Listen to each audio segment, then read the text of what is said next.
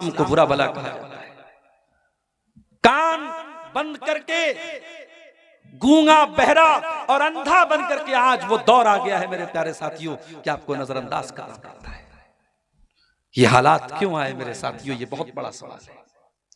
और जब आप इस सवाल का जवाब ढूंढ लेंगे कि ये हालात क्यों आए, तो आपको हल भी मिल जाएगा। बीमारी का रीजन बता दूंगा तो सॉल्यूशन ऑटोमेटिक आप समझ जाएंगे। आइए पहले एक हदीस आपको सुना देता हूं।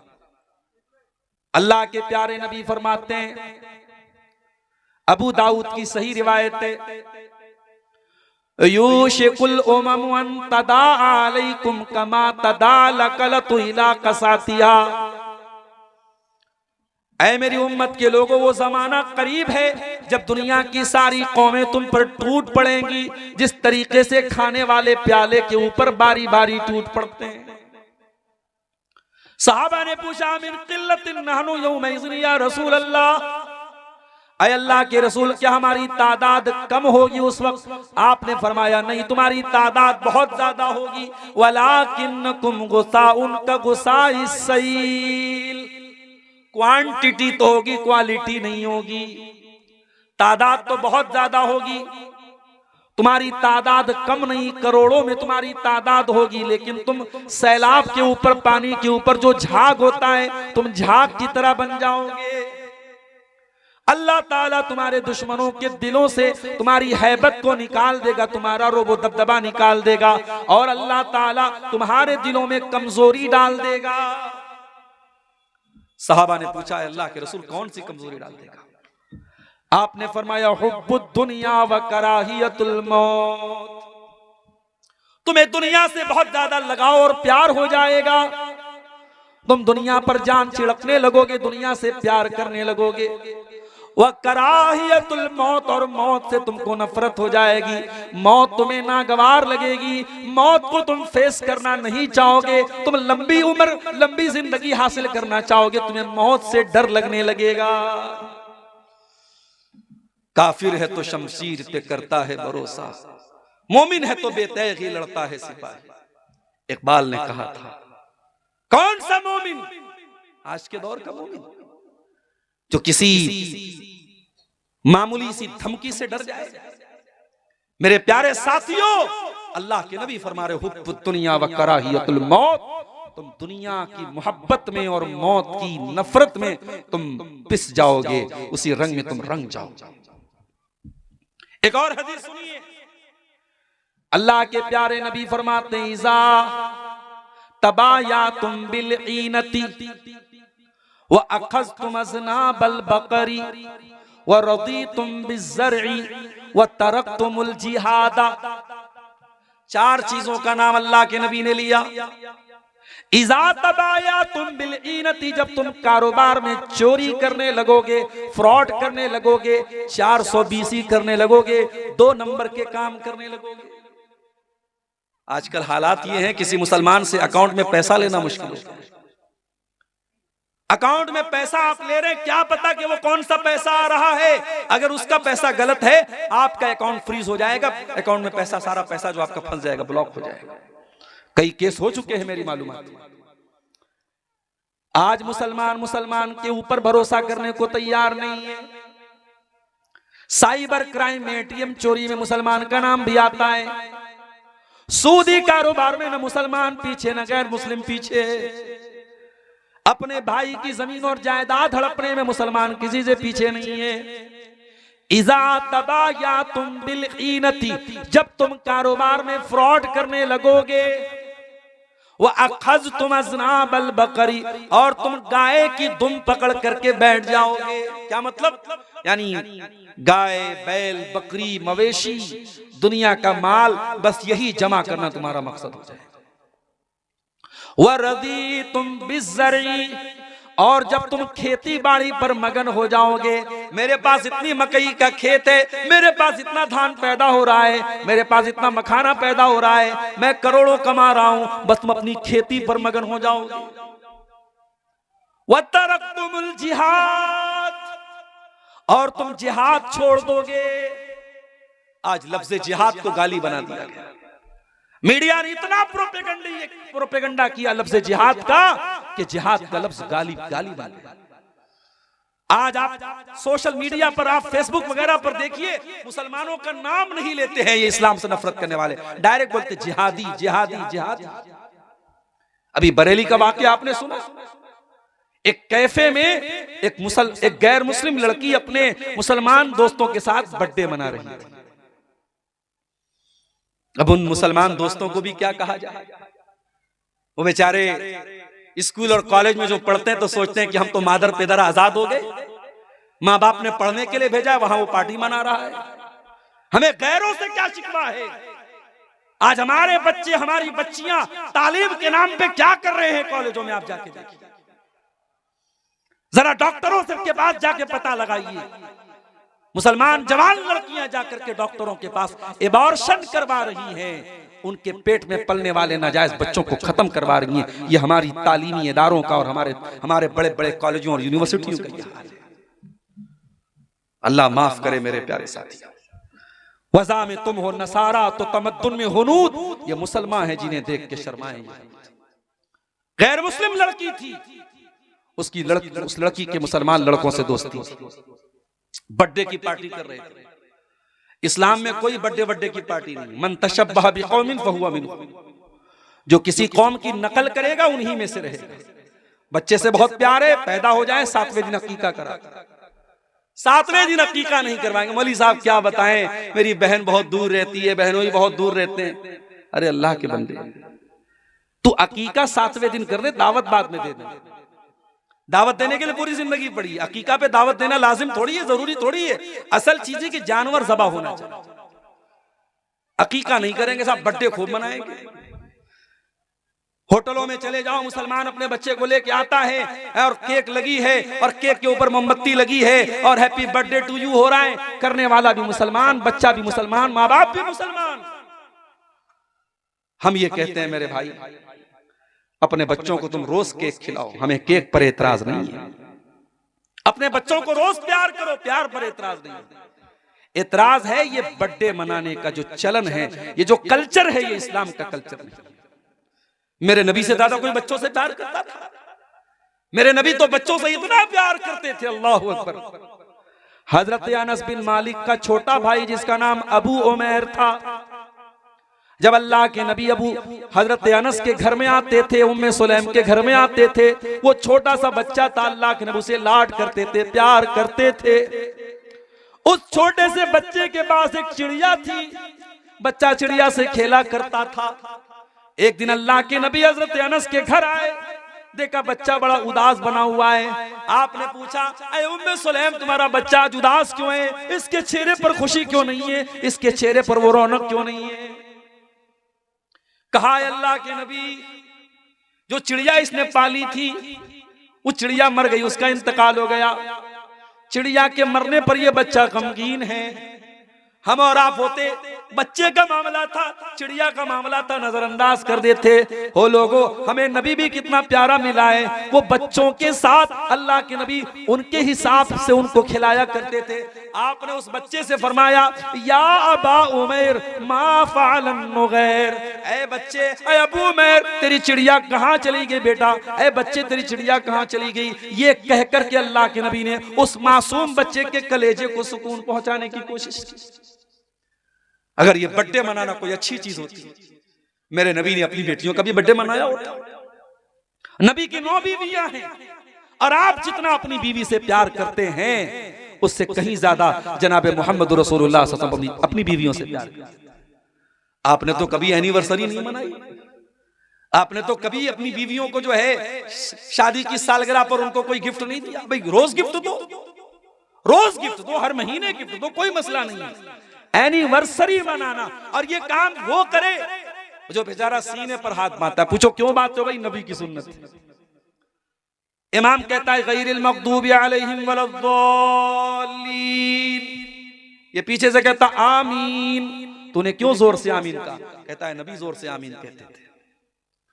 रमजान का महीना आया, दुनिया 20 रकात तरावी पढ़े, लेकिन हमारा अहले हदीस 8 पढ़ता है। क्यों पढ़ते हो भाई? नबी ने 8 पढ़ी थी। नबी की इतनी सुन्नतें तुझे याद है? नमाज की एक एक अदा तू नबी से सीख रहा है। तुझे एनिवर्सरी मनाते हुए शर्म नहीं आई? तुझे बर्थडे मनाते हुए शर्म नहीं आई? तुझे फादर्स डे मनाते हुए शर्म नहीं आई? तुझे मदर्स डे मनाते हुए शर्म नहीं आई? ये हमारा कल्चर नहीं है मेरे प्यारे साथी, ये इस्लाम का कल्चर नहीं है, ये मोहम्मद रसूलुल्लाह का कल्चर नहीं है मेरे प्यारे साथी। तो मैं अर्ज ये कर रहा था कि अल्लाह के नबी ने फरमाया जब तुम जिहाद को छोड़ोगे, ये जिहाद क्या है? ये कोई गाली नहीं है मेरे प्यारे साथी। बदी के खिलाफ, बुराई के खिलाफ, सरकशी के खिलाफ, शैतानियत के खिलाफ हर तरीके के स्ट्रगल और संघर्ष का नाम जिहाद है। बुराई के खिलाफ हर तरीके की लड़ाई का नाम जिहाद है। वो जबान से भी हो सकती है, वो तलवार से भी हो सकती है, वो स्टेज के जरिए भी हो सकती है, वो जंग के मैदान में भी हो सकती है, वो कागज और कलम से भी हो सकती है। तो नबी ने फरमाया तुम जिहाद छोड़ दो। क्या मतलब? यानी तुम्हारे अंदर दीन के लिए कुर्बानी देने का जज्बा खत्म हो जाएगा, दीन के लिए मरने मिटने का जज्बा तुम्हारे अंदर से खत्म हो जाएगा। तुमको सिर्फ अपनी रोजी रोटी की पड़ी होगी, अपनी दुनिया की पड़ी होगी, अपनी खेती की पड़ी होगी। जब ये चार काम तुम करोगे, कारोबार में फ्रॉड करोगे, अपनी गाय की दुम पकड़ के बैठ जाओगे, अपनी खेती बाड़ी पर मगन हो जाओगे और अल्लाह की राह में तुम जिहाद करना बंद कर दोगे। ये चार काम जब तुम करोगे तो क्या होगा? सल्लल्लाहु अलैकुम ज़ुल्ला, अल्लाह ताला तुमको जलील कर देगा। तुम जलील हो जाओगे, इतने जलील हो जाओगे कि तुम्हारे मुल्क का हर चीफ मिनिस्टर सोचेगा कैसे मुसलमान को दबा दिया जाए। आज तो होड़ लगी है साहब, आज तो होड़ लगी कि कौन मुसलमानों के खिलाफ कितनी नफरत भरी बातें बोल सकता है। तो नबी ने फरमाया जब तुम इन चार काम करोगे अल्लाह जलील कर देगा। और ये जिल्लत कब दूर होगी? हत्ता तरजिउ इला दीनिकुम, जब तक तुम अल्लाह ताला के दीन की तरफ पलटोगे नहीं, जब तक तुम अल्लाह ताला के दीन की तरफ लौटोगे नहीं। ओ मेरे प्यारे भाइयों, आओ मैं आपको वो चीजें बता रहा हूं, वो बुनियादी बातें बता रहा हूं जो हमारी बर्बादी का कारण बनी है। सबसे पहली चीज, हमारी सबसे बड़ी पूंजी तौहीद थी मेरे प्यारे साथियों। जब हमने तौहीद को गंवा दिया, जब अल्लाह को छोड़ के गैरों के दर पे जाके हम सर झुकाने लगे, कोई गरीब नवाज बन गया, कोई दाता बन गया, कोई गौसे आजम बन गया, कोई दस्तगीर बन गया, हमने बुजुर्गों की कब्रों पे जाके सजदा करना शुरू कर दिया, हमने तौहीद का जनाजा जब हमने निकाल दिया, मेरे प्यारे भाइयों जब तौहीद को हमने छोड़ दिया तो वहीं से हमारी जिल्लत का बाप शुरू हो गया। अल्लाह कुरान में कहता है सूरह नूर के अंदर, वादल्लाहुल्लज़ीना आमनू मिनकुम वअमिलुस्सालिहाति लयस्तखलिफन्नहुम फिल अर्दि कमस्तखलफल्लज़ीना मिन क़ब्लिहिम। ए ईमान वालो, अल्लाह का तुमसे वादा है, अल्लाह तुमको जमीन में खलीफा भी बनाएगा और अल्लाह ताला तुमको जमीन में इख्तिदार भी अता फरमाएगा। वला युमक्किनन्ना लहुम दीनहुमुल्लज़ी इर्तज़ा लहुम, अल्लाह ताला तुम्हारे दीन को दुनिया में गालिब भी कर देगा। वला युबद्दिलन्नहुम मिन बादि खौफिहिम अमना, और अल्लाह ताला तुमको दुनिया में चैन और शांति भी अता करेगा। शर्त क्या है? याबुदूननी ला युशरिकून बी शैया, मेरे बंदो तुम सिर्फ मेरी इबादत करना, मेरी इबादत में किसी और को शरीक मत करना, शिर्क मत करना। और ये शिर्क, ये इतना बड़ा पाप है कि अल्लाह कुरान में कहता है, इन्नहु मन युशरिक बिल्लाहि फक़द हर्रमल्लाहु अलैहिल जन्नह व मअवाहुन नार व मा लिज़्ज़ालिमीन मिन अंसार। जो अल्लाह के साथ शिर्क करेगा वो हमेशा हमेशा जहन्नम में रहेगा, उसका जन्नत में जाना पॉसिबल नहीं है। जो शिर्क करके जाएगा और तौबा किए बगैर मर जाएगा, जो शिर्क की हालत में मर जाएगा वो कभी जन्नत में नहीं जाएगा। आज मुसलमान को पता ही नहीं कि तौहीद क्या है, शिर्क क्या है, कि कोई भी नारा लगा सकता है, कहीं पर भी सर झुका सकता है। और अल्लाह ताला रहमत नाजिल फरमाए मौलाना अल्ताफ हुसैन हाली, उन्होंने 100 साल पहले जो बात कही थी, 100 साल गुजर गए हिंदुस्तान के इतिहास में, मगर मौलाना हाली का ये शेर आज भी जिंदा है और बिल्कुल सटीक बैठ रहा है। क्या कहा था उन्होंने? करे गैर गरबुत की पूजा तो काफिर, कवाकिब में माने करिश्मा तो काफिर, झुके आग पर बहरे सजदा तो काफिर, जो ठहराए बेटा खुदा का तो काफिर। मगर मोमिनों पर कुशादा है राहें, परस्तिश करें शौक से जिसकी चाहे, नबी को जो चाहे खुदा कर दिखाएं। इमामों का रुतबा नबी से बढ़ाएं, मजारों पे जा जा के नजरें चढ़ाएं, शहीदों से जा जा के मांगे दुआएं। न तौहीद में कुछ कमी इससे आए, न इस्लाम बिगड़े न ईमान जाए। मुसलमान का अकीदा इतना कमजोर हो गया मेरे साथी। आज कितनी मज़ारें हैं। अभी बनारस में मैं एक मज़ार पर गया, एक कब्र पे गया, छोटी सी कब्र थी, किसी बाबा के नाम से वो कब्र थी। मैंने पूछा कि भाई ये बाबा की कब्र यहाँ पे इनके नाम से कई कब्र है, तो लोगों ने कहा कि हाँ, कहीं पर उनका खून गिरा था, कहीं उनका हाथ था, कहीं उनका सर था, तो हर जगह बाबा की कब्र है। कौन ओरिजिनल कब्र है ये भी नहीं मालूम, सब बाबा की कब्र है, सब पे चादर चढ़ रही है, सब पे मुरादे मांगी। अल्लाह के पल्ले में वहदत के सिवा क्या है। शायर कहता है अल्लाह के पल्ले में वहदत के सिवा क्या है, लेना है हमें जो कुछ ले लेंगे मोहम्मद से। ओ लोगों, तुमने तौहीद का मतलब ही नहीं समझा, तुमने तौहीद का जनाजा निकाल दिया। तौहीद तो ये है कि जल जाओ, मर जाओ, कट जाओ, मगर अल्लाह के सिवा किसी और के आगे सर न झुके। ये हाथ उठे तो अल्लाह के आगे उठे। अरे तौहीद तो ये है। इस्लाम में माँ का बहुत बड़ा मकाम है, माँ से बढ़ के किसी का मकाम दुनिया में नहीं है मेरे प्यारे साथियों। आपके तमाम रिश्ते एक तरफ है और माँ एक तरफ है, लेकिन माँ का पैर छूने की और झुकने की इजाजत इस्लाम में नहीं है। जनाजे की नमाज हो रही है, सामने जनाजा रखा हुआ है, हर नमाज में रुकू हो रहा है, हर नमाज में सजदा हो रहा है, मगर जनाजे की नमाज में कोई रुकू नहीं है, कोई सजदा नहीं है, ताकि दुनिया को यह मैसेज न चला जाए कि इस्लाम मुर्दों के आगे सजदा करने का हुक्म देता है। हमारा दीन तौहीद वाला है मेरे साथ। जब तक हम तौहीद पर कायम थे, हम ला इलाहा इल्लल्लाह की राह पर चलते थे, हमारा सर एक अल्लाह के आगे झुकता था, मेरे प्यारे साथियों, उस वक्त तक दुनिया में कामयाब थे। जब हमारे अंदर शिर्क आ गया, कब्र परस्ती आ गई, और ये वही कब्र परस्ती थी जिससे मना किया था अल्लाह के नबी ने अपनी आखिरी वक्त। अल्लाह के प्यारे नबी अपनी वफात के टाइम ये फरमा के गए थे, लानल्लाहुल यहूद वन नसारा इत्तखज़ू क़ुबूर अंबियाइहिम मसाजिद। अल्लाह की लानत तो यहूद और नसारा के ऊपर, उन्होंने अपने नबियों की कब्रों को सजदा करने की जगह बना लिया। जब नबियों की कब्रों पर सजदा करना शुरू कर दिया तो अल्लाह की लानत बरसी थी यहूद और नसारा पर। वो काम आज मुसलमानों ने किया, उन्होंने तो नबियों के साथ किया था। मुसलमान तो नबियों को क्या, वलियों, और वली भी नहीं है, जानवरों तक की कब्रें बना के वहां पे मुसलमान जाके सजदा करते हैं। तौहीद की हिफाजत करो मेरे साथ।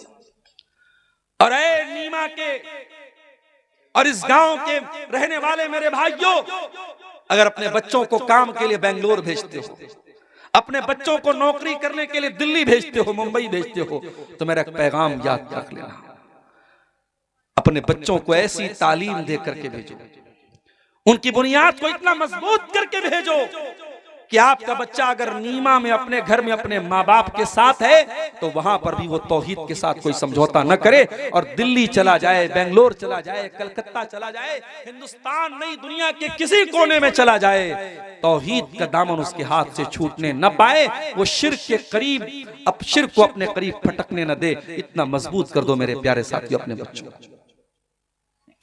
इसीलिए इब्राहीम अलैहिस्सलाम दुआ करते अल्लाह ताला से, क्या कहते हैं, वजुनुबनी व बनिया अन नअबुदल असनाम।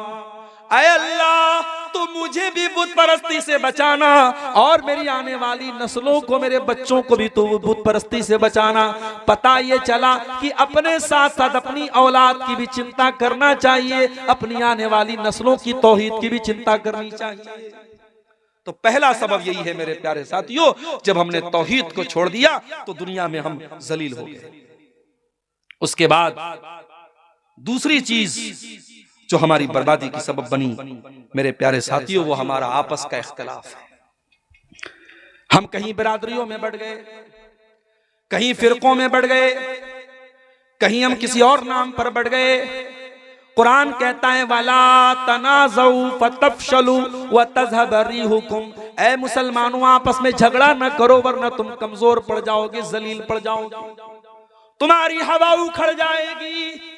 तुम्हारा दुश्मन तो ये सोच करके तुम्हारे खिलाफ प्लानिंग नहीं करता कि कौन से मसलक का है, कौन सी बरादरी का है, वो तो तुम्हारे खिलाफ मुसलमान होने की हैसियत से तुम्हारे खिलाफ प्लानिंग करता है। तुम बरादरियों में बटे हुए हो, तुम जात पात में बटे हुए हो, तुम आपस में फिरकों में बटे हुए हो। कुरान कहता है वातसिमू बिहब्लिल्लाहि जमीआ, ऐ ईमान वालो तुम अल्लाह की रस्सी को मिल करके थाम लो, वला तफर्रकू, और फिरकों में न बटो, वज़कुरू नेमतल्लाहि अलैकुम, और अल्लाह की नेमत को याद करो, इज़ कुंतुम आदान, जब तुम एक दूसरे के दुश्मन थे, फ़अल्लफ़ बैन क़ुलूबिकुम, अल्लाह ने तुम्हारे दिलों में एक दूसरे की मोहब्बत डाल दी, फ़अस्बहतुम बिनिअमतिही इख़वाना, और तुम अल्लाह की नेमत से भाई भाई बन गए। भाई भाई बन के रहो मेरे साथी, बटो नहीं आपस में, बंटवारे मत करो मेरे प्यारे साथी। और जो लोग ये कहते हैं कि उम्मत का इख्तिलाफ रहमत है, वो बहुत बड़े झूठे लोग हैं। उम्मत का इख्तिलाफ कभी रहमत नहीं रहा है। उम्मत जब जब लड़ी है और आपस में बटी है, उम्मत कमजोर हुई है मेरे साथी। इख्तिलाफ मत करो आपस में, जहां तक हो सके इख्तिलाफ को खत्म करने की कोशिश करो। अल्लाह कुरान में कहता है कुल हुवल कादिरु अला अन यबअस अलैकुम अज़ाबम मिन फौकिकुम औ मिन तहति अर्जुलिकुम औ यल्बिसकुम शिया। अल्लाह ताला तीन तरीके से अपना अजाब तुम पर उतारता है। कभी आसमान से तुम पर अजाब उतरता है, कभी तुम्हारे जमीन के नीचे से जमीन खिसकने लगती है, जलजला आ जाता है, भूकंप आ जाता है, बाढ़ आ जाती है, कभी जमीन के नीचे से तुम्हारे ऊपर अजाब आता है, कभी आसमान के ऊपर से अजाब आता है, औ यल्बिसकुम शिया, और कभी कभी अल्लाह ताला तुमको आपस में लड़ा करके, टुकड़े टुकड़े करके, बांट करके तुम्हें अपने अजाब में मुब्तला करता है। तो ये बंटवारे, ये इख्तिलाफ, ये जमात बंदी, ये गिरोह बंदी मेरे प्यारे साथियों, ये भी आज हमें जलील कर रही है, हमारी जिल्लत और रुसवाई का बहुत बड़ा सबब है। उसके बाद तीसरी चीज रसूल की नाफरमानी। जंगे ओहद याद है आपको? उसके बारे में पढ़ा है आपने, सुना है आपने? इस्लाम की दूसरी जंग थी ये, और मुसलमान ये जंग जीत चुके थे और माले गनीमत हासिल कर रहे थे मुसलमान। और नबी अकरम ने पहाड़ी दर्रे पर 50 सहाबे किराम को तैनात किया था कि कुछ भी हो जाए यहां से मत हटना। और उन 50 सहाबा का जो जिम्मेदार आपने बनाया था हजरत अब्दुल्ला बिन जुबैर को। एक जुबैर है वो जे से हैं और जुबैर जीम से हैं, तो जुबैर नाम भी रख सकते हैं। तो जुबैर, अब्दुल्ला बिन जुबैर वहां पे थे पहाड़ के ऊपर। जब मुसलमानों ने ये देखा कि जंग तो हम जीत गए हैं, तो जो 50 तीरंदाज जिनको अल्लाह के नबी ने तैनात किया था, उनका आपस में इख्तिलाफ हुआ। कुछ लोगों ने कहा कि नबी ने हुक्म दिया था हमें यही रहना चाहिए, कुछ लोगों ने कहा नहीं जंग तो जीत चुके हैं, अब वो हुक्म कैंसिल हो गया, अब चलो माले गनीमत हासिल करते हैं। 50 में से 37 लोग वहां चले गए, 13 लोग बचे। 37 चले गए, 13 बचे, 13 बचे। मुसलमानों की जंग तो जीती जा चुकी थी, मुसलमान जंग जीत चुके थे। काफिरों का लश्कर भाग रहा था और काफिरों के लश्कर में कमांडर थे जिनका नाम खालिद बिन वलीद था। ओ नौजवानों, ओ रोनाल्डो के दीवानों, ओ विराट कोहली के दीवानों, ओ क्रिकेटरों के दीवानों, ओ फिल्मी गानों पर नाचने वाले नौजवानों, कभी मौका मिले तो खालिद बिन वलीद के बारे में भी पढ़ लेना। पढ़ नहीं सकते तो यूट्यूब पर जाके सुन लेना, और सुन नहीं सकते तो किसी आलिम से जाकर के पूछ लेना कि खालिद बिन वलीद कौन थे। खालिद बिन वलीद वो इंसान है जिस जंग का कमांडर खालिद बिन वलीद बन जाए, वो जंग खालिद बिन वलीद अपने दिमाग और अपने टैलेंट और अपनी सलाहियत के बल पे वो हारी गई जंग को भी जीत जाते थे। ये कमाल था। अभी खालिद बिन वलीद मुसलमान नहीं हुए थे, वो दूसरी पार्टी में थे, काफिरों के साथ लड़ रहे थे, मुशरिकों के साथ लड़ रहे थे। वो वापस जा रहे थे, मुशरिकीन हार चुके थे, वापस जा रहे थे। उनकी नजर उस पहाड़ी दर्रे पर पड़ी। उन्हें नजर आ गया कि ये वो वीक पॉइंट है जहां से मुसलमानों पर पीछे से हमला किया जा सकता है। उन्होंने देखा वहां सिर्फ गिनती के 13 लोग बचे। उन्होंने अपने सिपाहियों से कहा चलो हम यहां से हमला करते हैं। उन्होंने पीछे से जो हमला किया है मुसलमानों पर, मुसलमान इस हमले के लिए तैयार नहीं थे और जीती जंग मुसलमान हार गए। 70 सहाबा शहीद हुए, अल्लाह के नबी जख्मी हुए, आपके दांत टूटे, आप जो लोहे की टोपी पहने हुए थे वो उसकी कड़ियां आपके गाल में धंस गई, बहुत तकलीफ उठाई मुसलमानों ने। नबी का एक हुक्म तोड़ने की वजह से बहुत तकलीफ उठाई मुसलमानों ने। अल्लाह ने कुरान में जब इस वाक़े को बयान किया, अल्लाह ने फरमाया हत्ता इज़ा फशिल